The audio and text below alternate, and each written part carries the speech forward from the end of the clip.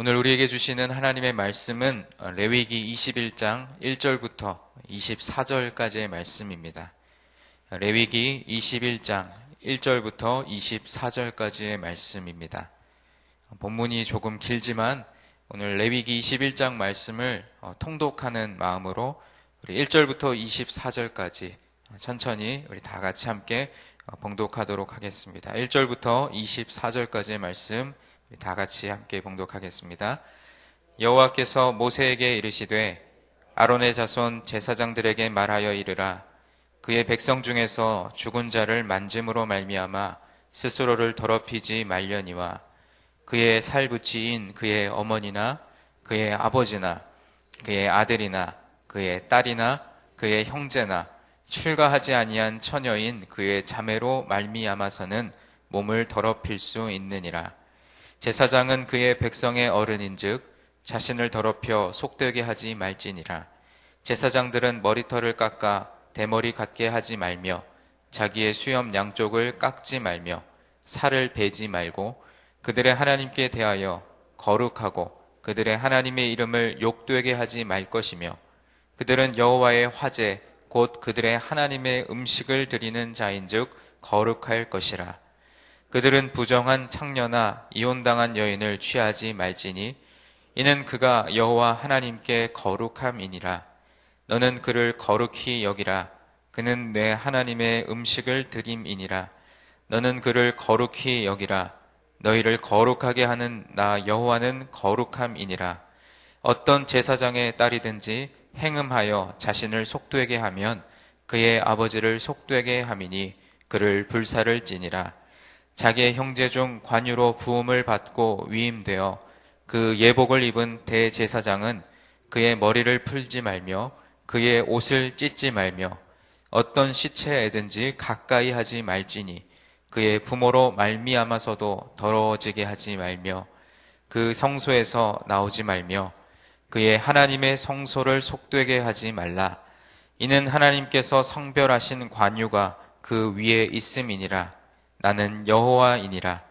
그는 처녀를 데려다가 아내를 삼을지니 과부나 이혼당한 여자나 창녀 짓을 하는 더러운 여인을 취하지 말고 자기 백성 중에서 처녀를 취하여 아내를 삼아 그의 자손이 그의 백성 중에서 속되게 하지 말지니 나는 그를 거룩하게 하는 여호와임이니라.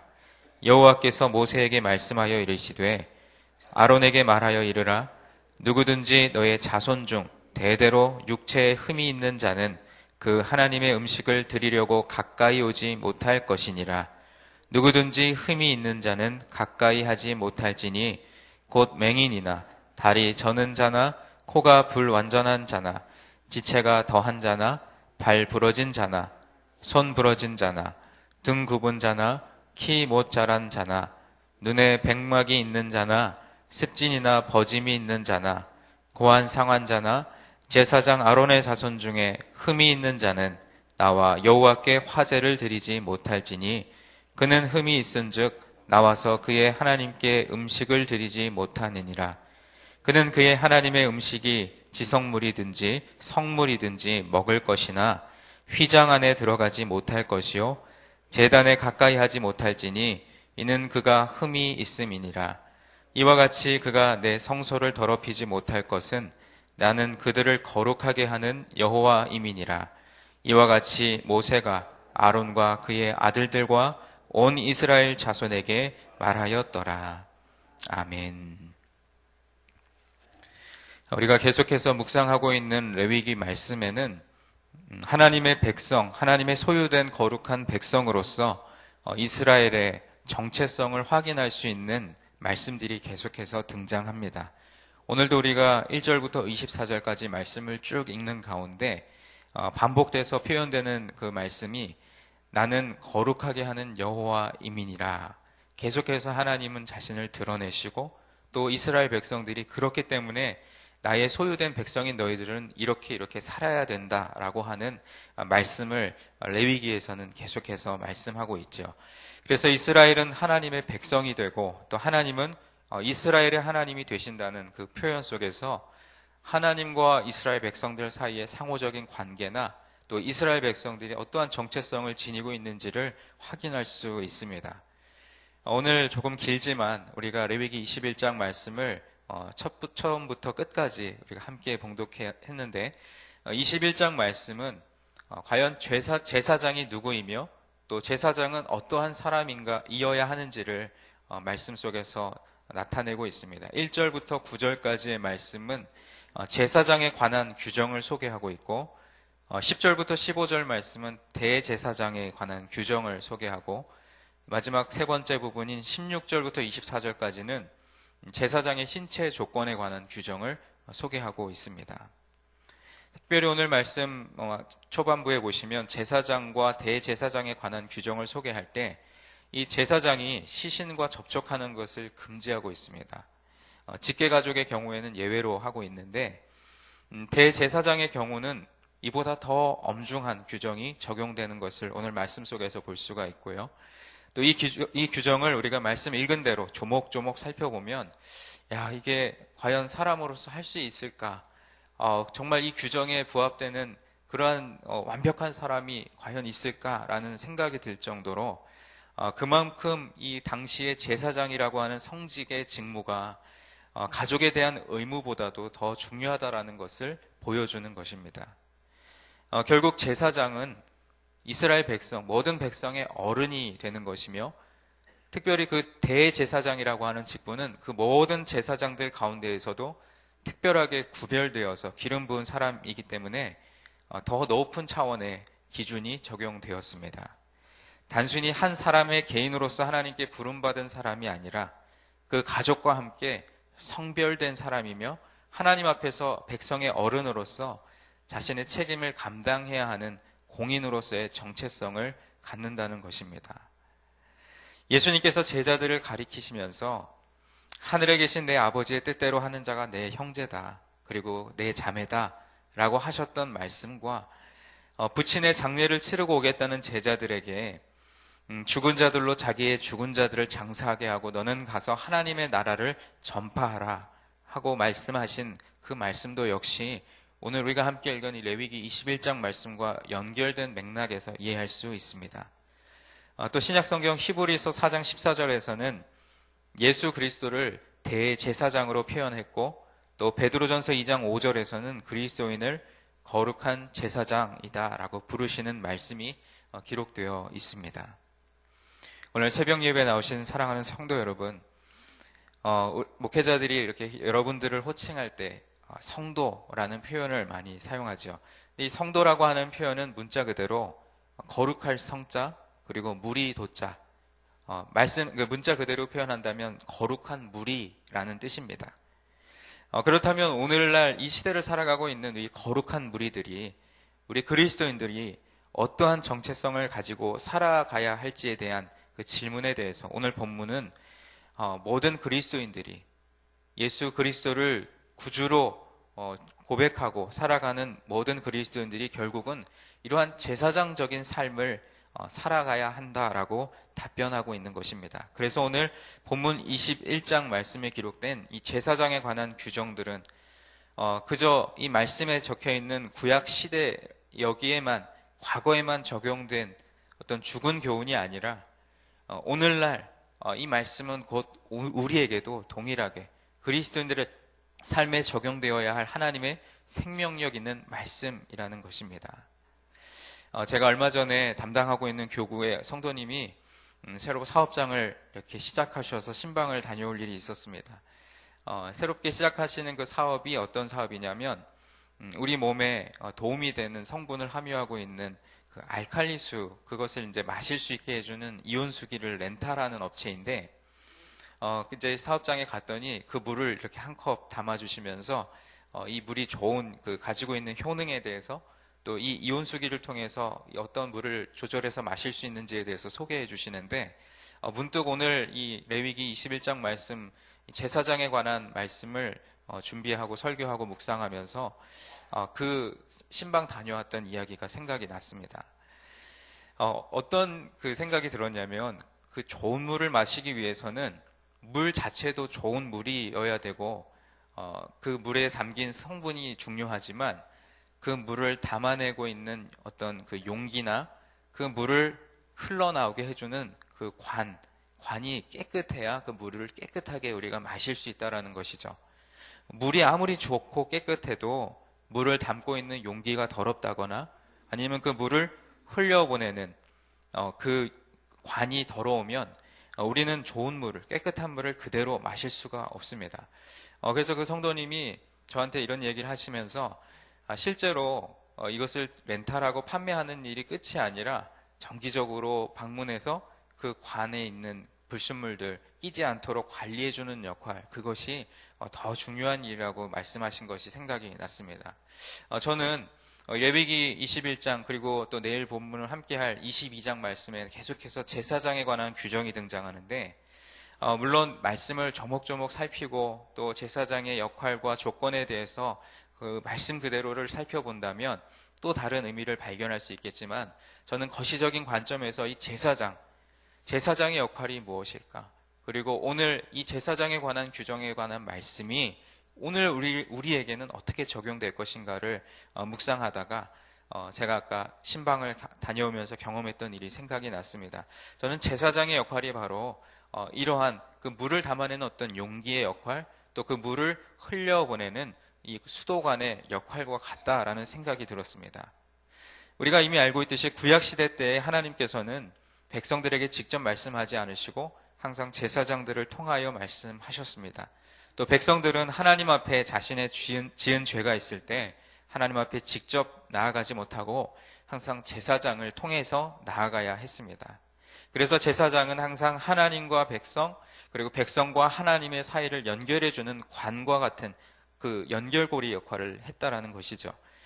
오늘 본문을 쭉 읽다 보면 여러분 아까 읽으시면서 느끼셨겠지만 조금 너무 지나치다 싶을 정도의 엄격한 제사장에 관한 규정을 소개하고 있는데 그 이유는 결국 제사장이 성결해야 하고 또 하나님 앞에서 바른 모습을 보여야 하고 또 생활과 또 굉장히 절제되어 있는 그러한 모습이 제사장이 갖추어야 할 조건인 것처럼 제가 아까 말씀드린 그 좋은 물, 깨끗한 물을 그 물 그대로 마시기 위해서는 깨끗한 용기, 깨끗한 관이 필요한 것처럼 하나님과 백성, 그리고 백성과 하나님을 이어주는 정결한 관이 바로 제사장의 역할이기 때문이라는 사실입니다. 오늘날 우리가 이 제사장의 역할, 비단 말씀을 선포하는 목회자들에게만 한정된 것이 아니라 여러분이 살아가고 있는 가정에서 부모님이 사랑하는 자녀들을 하나님과 연결시키고 또 만나게 해주는 그런 영적인 제사장의 직무를 여러분은 가정에서 감당해야 합니다. 그리고 우리 각자가 믿지 않는 자들을 만나서 또 그분에게 복음을 전하고 그분이 믿게 되는 그런 전도의 사명을 감당하는 그 역할 속에서도 믿음이 연약하고 아직 하나님을 모르는 자들에게 복음을 흘려보내는 그러한 복음의 수도관 역할을 하는 것이 바로 우리의 역할이고 또 오늘날 이 제사장의 직무와 연관해서 오늘 우리에게 주시는 하나님의 말씀인 줄 믿습니다. 그래서 오늘 우리가 함께 읽은 본문 말씀이 그 옛날 수천 년 전에 제사장에 대한 규정일 뿐이고 그냥 나와는 전혀 상관없다고 생각할 것이 아니라 오늘 우리를 통해서 하나님은 믿음이 연약한 자, 아직까지 하나님을 모르는 자들과 더불어 제사장의 역할을 감당하라고 주시는 하나님의 말씀인 줄 믿습니다. 사랑하는 성도 여러분, 오늘 우리가 사는 삶의 현장 속에서 여러분이 함께 호흡하고 또 함께 부딪히며 살아가고 있는 모든 사람들에게 여러분 각자가 그리스도인으로서 영적인 제사장의 역할을 잘 감당할 수 있기를 바랍니다. 물론 우리는 하나님의 기준으로 보면 흠이 없는 자가 없고 너무나 부족한 것이 많은 존재이지만 주님께서 그런 우리를 자녀 삼아 주셨고 또 우리를 그리스도인으로 부르셨고 또 제자 삼아 주셨고 또 우리에게 복음을 증거하는 전도자의 사명을 허락해 주셨습니다. 오늘 이 새벽에 주님께서 우리에게 맡기신 그 사명을 다시금 새삼 깨닫고 또 그 말씀대로 오늘 우리가 만나는 모든 사람에게 복음을 전하고 또 우리의 삶을 통해서 그리스도인으로서의 본을 보여드릴 수 있는 그러한 모두가 되기를 주님의 이름으로 간절히 축원드립니다. 우리 가운데 믿음이 연약한 자들 그리고 영적으로 갓 태어난 어린 아이와 같은 그러한 사람들을 말씀대로 이끄는 제사장의 역할을 감당해야 합니다. 오늘도 하나님은 우리 모두에게 이 제사장의 역할과 권위를 허락해 주셨습니다. 이 자리에서 말씀을 전하는 저뿐만 아니라 여러분 모두가 가정과 직장과 삶의 자리에서 깨어 기도하며 하나님께서 원하시는 사명과 역할을 잘 감당하시기를 소망합니다. 그러므로 믿음이 연약한 자들이 우리를 통해서 하나님을 만나고 또 하나님께서는 우리를 통해 그들에게 하나님이 증거될 수 있도록 오늘도 새롭게 믿음으로 또 깨끗한 삶을 살아가는 저와 여러분이 되기를 주님의 이름으로 간절히 축원드립니다. 기도하겠습니다. 하나님 아버지 감사합니다. 오늘도 우리를 새벽 예배 자리로 불러주시고 새벽마다 레위기 말씀을 묵상해 가면서 하나님이 모세를 통하여 이스라엘 백성에게 주셨던 언약의 말씀, 또 여러 가지 예배와 관련된 규례들, 또 규정들, 또 오늘은 제사장에 관한 규정에 대한 말씀을 읽고 또 함께 말씀 속에서 또 주님께서 주시는 그 말씀을 마음에 품게 하심을 감사드립니다. 오늘날 이 시대를 살아가고 있는 우리 모든 그리스도인들이 영적인 제사장의 역할을 감당해야 하는데 우리들의 연약함과 또 부족함 때문에 그 역할을 제대로 잘 감당하지 못하고 있는 우리를 긍휼히 여겨 주옵소서. 믿는 그리스도인들이 믿지 않는 많은 영혼들 앞에서 하나님을 증거하는 복음 증거의 통로가 될 수 있도록 그 통로가 된 우리 자신 스스로를 깨끗하게 예비할 수 있도록 우리의 마음과 영혼을 정결케 하여 주시옵소서.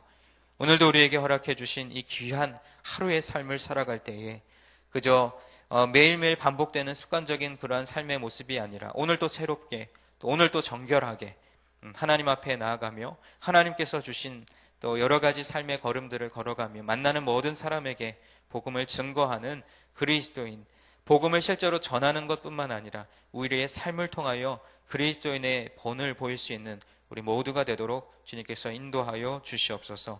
그렇게 우리와 동행하실 것을 믿으며 예수 그리스도의 이름으로 기도하옵나이다. 아멘. 말씀 삶 공동체에 대한 공동 기도문을 저와 여러분이 함께 교독하며 기도하겠습니다.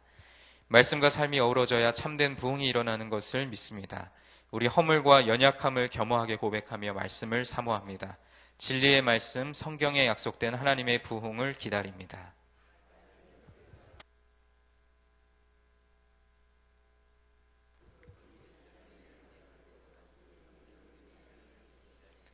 삼위일체 하나님의 임재와 현존으로 사랑의 음성을 들려 주옵소서. 주님, 우리 공동체의 비전을 굳센 믿음으로 거듭하여 선포합니다. 하나님 말씀의 거룩한 리더십으로 그리스도인의 삶과 세계를 변화시킨다. 아멘. 주기도문 하시겠습니다.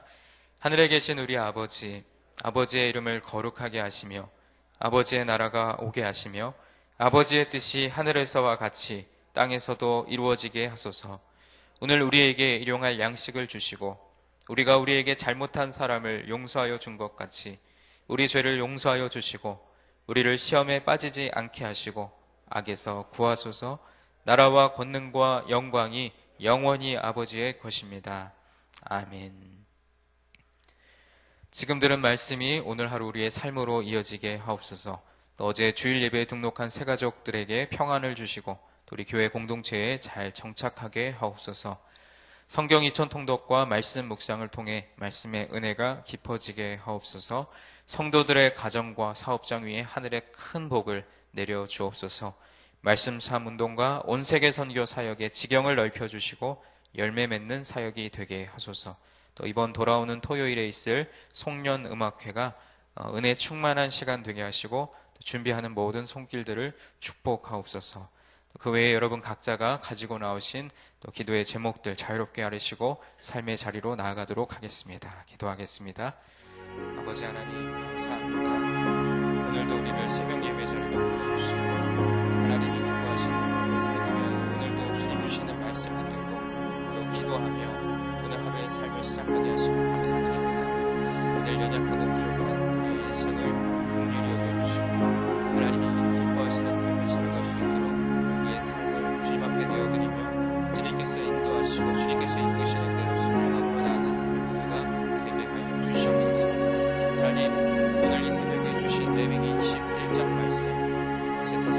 규정에 관한 말씀인데, 하나님 이 말씀을 통하여서 우리에게 주시는 것, 결국은 우리가 그 영적인 제사장의 직분